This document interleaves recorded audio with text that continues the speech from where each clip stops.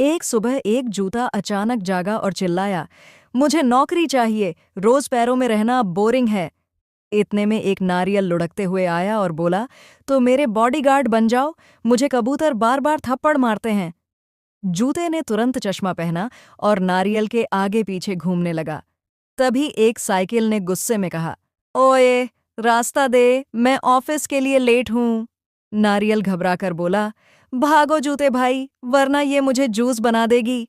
जूता नारियल को अपनी लेस से बांधकर भागा और भागते भागते दोनों पहाड़ की चोटी पर पहुंच गए। वहां एक चीनी का पहाड़ था, जिसने मुस्कुराकर कहा, शांत रहो बच्चों, यहां कोई किसी को नहीं निचोड़ेगा। नारियल ने राहत की सांस ली और बोला, धन्यवाद, वरना मैं सूखा नारियल बन जाता। एक दिन गांव के बीचों बीच खरगोश रमेश अपने घर के सामने टहल रहा था। तभी उसने देखा कि कद्दू अपनी खुद की आवाज में गाना गा रहा था।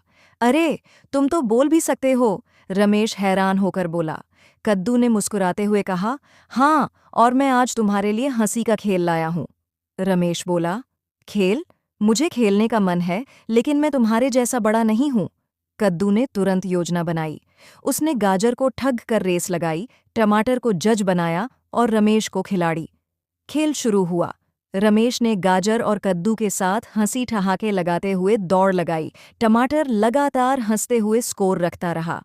अंत में रमेश और कद्दू दोनों थक गए, लेकिन बहुत खुश थे। कद्दू बोला, देखा, जमीन पर भी मजा आता है, उड़ना जरूरी नहीं। रमेश मुस्कुराया और बोला, सही कहा, अब से हर दिन हम खेतों में हंसते हुए खेलेंगे। और इस तरह गांव में सब्जियां और जानवर मिलकर रोज हंसी के खेल खेलते रहे। एक छोटे से गांव में बॉबी नाम का कुत्ता रहता था, लेकिन बॉबी कोई आम कुत्ता नहीं था।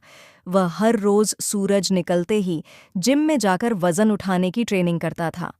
गांव के सारे जानवर और बच्चे उसे देखकर हैरान होते।